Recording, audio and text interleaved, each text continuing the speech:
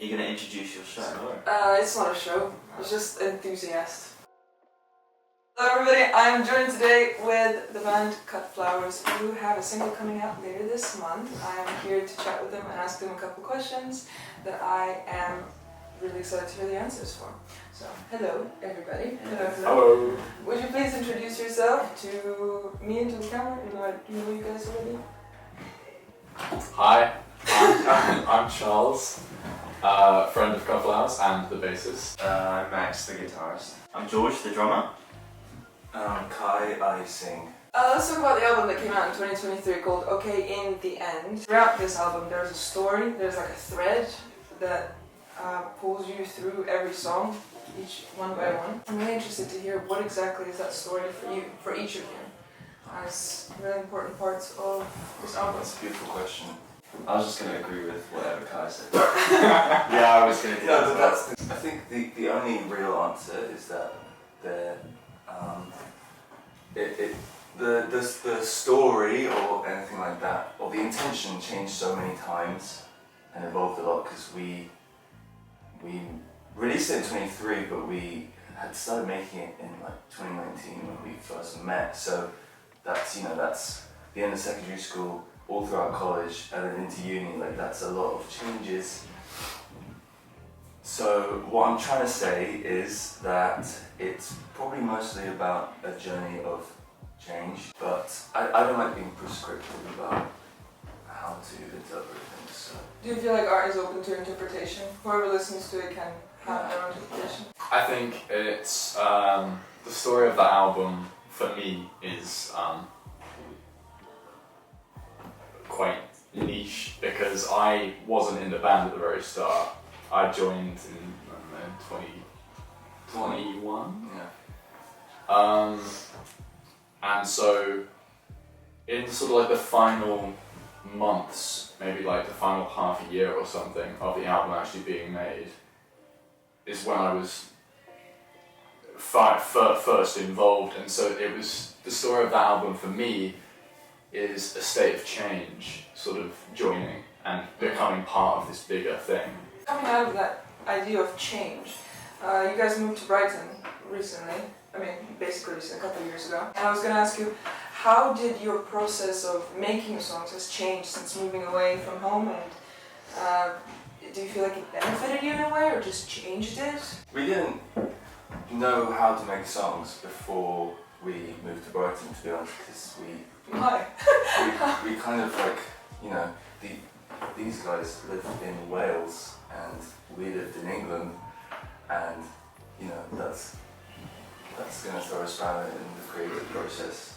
So every time we met up, it was like, if something worked, then we'll follow that. But when we moved to Brighton, we could be more particular and directional about what we were going to want to make. When we were, it's difficult because there was quite a lot of change in between when we started and Brighton. So when we first started, we were us three in school together. So that was like jamming. Yeah, just us three. So that was music was getting together and jamming, and either figuring out how to put songs together in a sort of jam situation.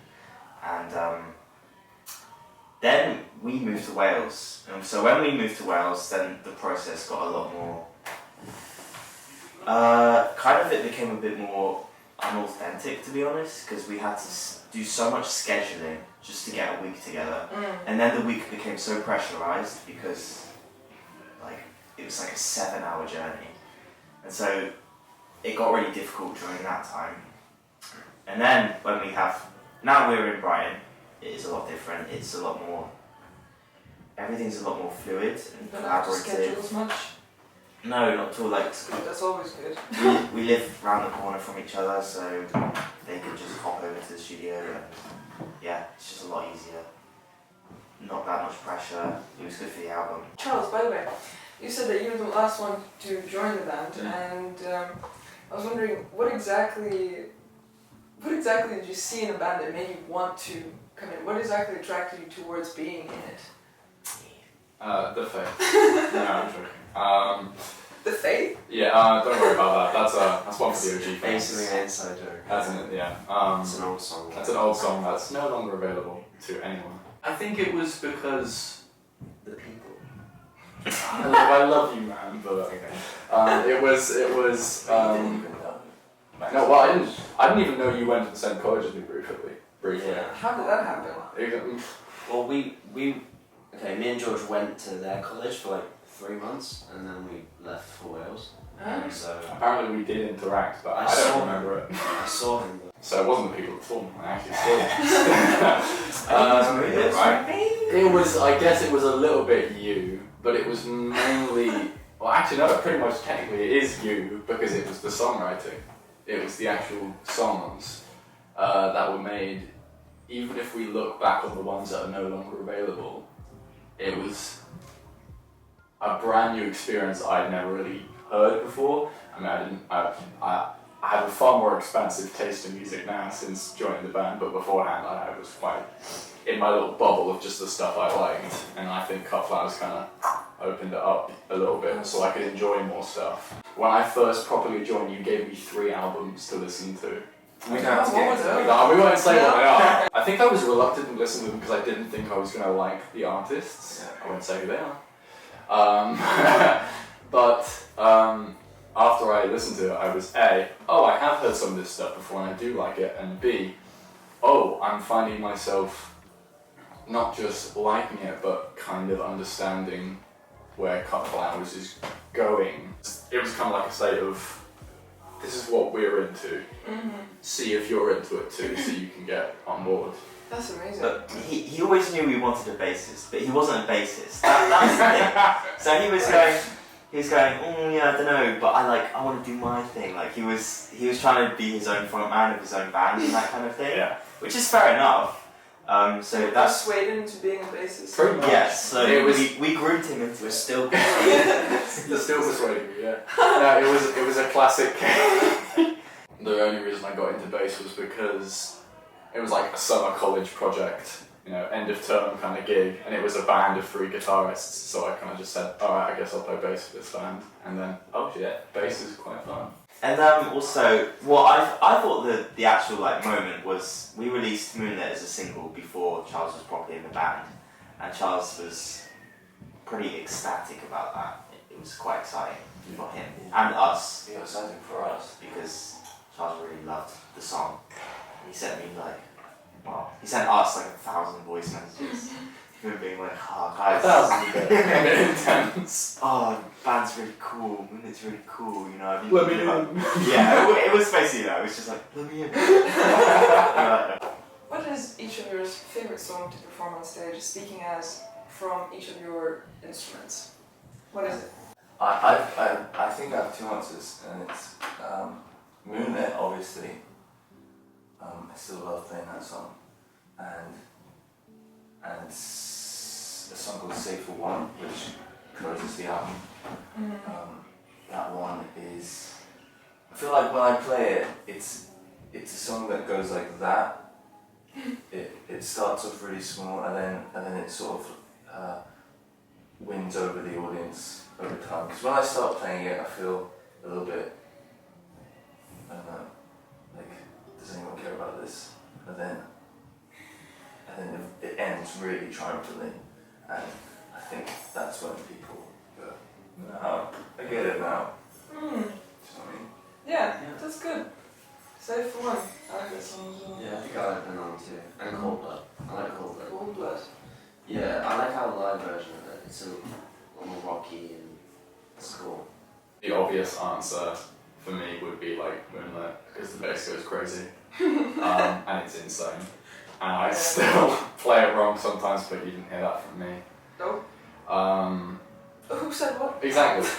When we played The Actors, our first headline in Brighton, we, for the first time, did OK in the End, our title track from that album, and, well, we recorded that, and so I've, like, listened to it, and it's a bit of lost media, like, hidden media, and, It's on my YouTube, man. oh, is it on our YouTube? Oh yeah, of course it's on our YouTube, shit. Oops. It's not lost media, cut back. Whenever I listen to it back, I not just remember like that night, I still kind of get some chills because it's quite cool. I think it was quite creative, and it was a standout point from the night. And probably that one then, I guess. Okay, no. Okay, yeah. I think for me, it's birds.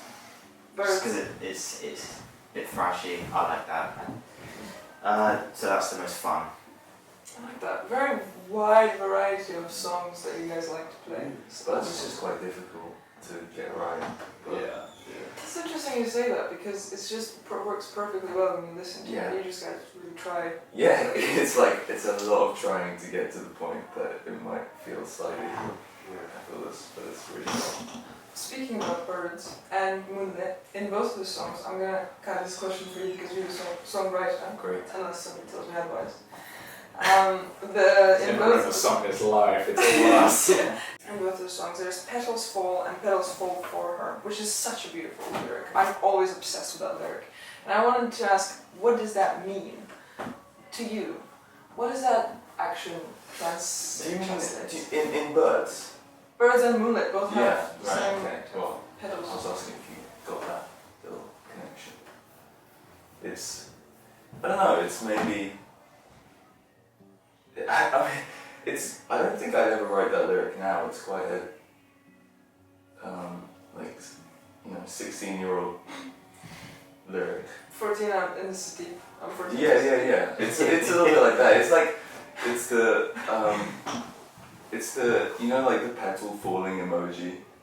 Oh, It's like yeah. a rose with petal falling, and it's like all the sad boys and girls used to use that. When I think of that line, I think of that kind of thing. That emoji. That's Yeah. gorgeous. So I don't know if that's really what you're looking for, but You know what? like what does it make you feel like? And whatever your answer is, I agree. But I would say that it's just so delicate and beautiful, and it's just, again, theme of change, because every flower has to bloom and has to die. So it's this progressive moving forwards. That's beautiful, I think. Yeah, exactly. Spot on again. That is the problem with this album. Is there are quite a few moments that I'm 14 and this is deep. In the production, in the writing, like it just is there. In the production. Yeah, in the production, absolutely. I don't know, like sound effects that are there just because, like, oh, we need sound effects. Let's not sit here and put down our album. No, that is true, but that is a part of it, and I mean, that is a beautiful part of it. that is a beautiful part. I do think that whatever we make in the future, that album will probably, in the end, will probably still be my favourite album we've done. Many references, many influences that you've had, which we will never know as an audience, but you have spoken about one. It's about the video game, and about the fact that Kai apparently made you listen to the level sounds. Yeah. Just And to he made get us it play. right. He sat us down and was like, play this. Yeah. Really? Yeah. Yeah. For how long? Is this interesting? Is this interesting to ask about? This is interesting to me because Okay. I was wondering if this is the only example you've ever been inspired by, or there's more video games. I have an answer that's might be okay. You know how you said, how's the album? It's like a journey. For me, I'm not like that emotional, so I'm seeing it as a physical one. So to get us into the like mood of each song, In Your Love, we would make it a physical place, and that place was Sapienza. Ah. So like themes near In Your Love, so that like touch Moonlight and whatever's after Moonlight, that would be kind of like Sapienza vibe. That makes sense? Yeah, it I mean, does. there are sketchbooks with drawings of like maps, like here's the forest and here's where it comes out to on like a Yeah. sandy beach. And I still think it's of that. So it's a physical space for you, physical place. Yeah, like the album starts in like the woods and Cold Blood is really forested, and then as the album goes on, you kind of are walking out, and Moonlight's like a pop-up carnival or something, and then yeah, technically the last song is Okay in the End, like chronologically, so that's, and all the grain and stuff I don't know represents I like, don't know if anyone ever got that. Well, we fact never that talked about it, and it's it's last song. yeah. Do you Do you know what we're talking about? Okay, in the end, chronologically is the last one, but it's the first one on the album. Yeah. Yeah, technically, Cold Blood's our first track. Technically. If you, I mean, like, narratively, so if you look at the lyrics of Okay in the End, and then place it contextually at the end of the album, then it makes a lot of sense. Because Okay in the End is sort of looking back on the whole album, but it's put first. Which is why it's called Okay in the End, because it's the end. But the message is that it's, you know, that change will come, but it will be okay in the end. Like, whatever happens throughout this album will be okay in the end. That's incredible. To hear this, and it just makes sense that you've thought everything through, and you have an answer for everything, and it's beautiful. I will now listen to it in the right way, chronologically speaking. Well, no, the right way is the way that we put it out. But then you just have to come back to the okay in the end, though, in the Yeah. beginning, right? Mm. So you just kind of loop it. You have to stream it twice.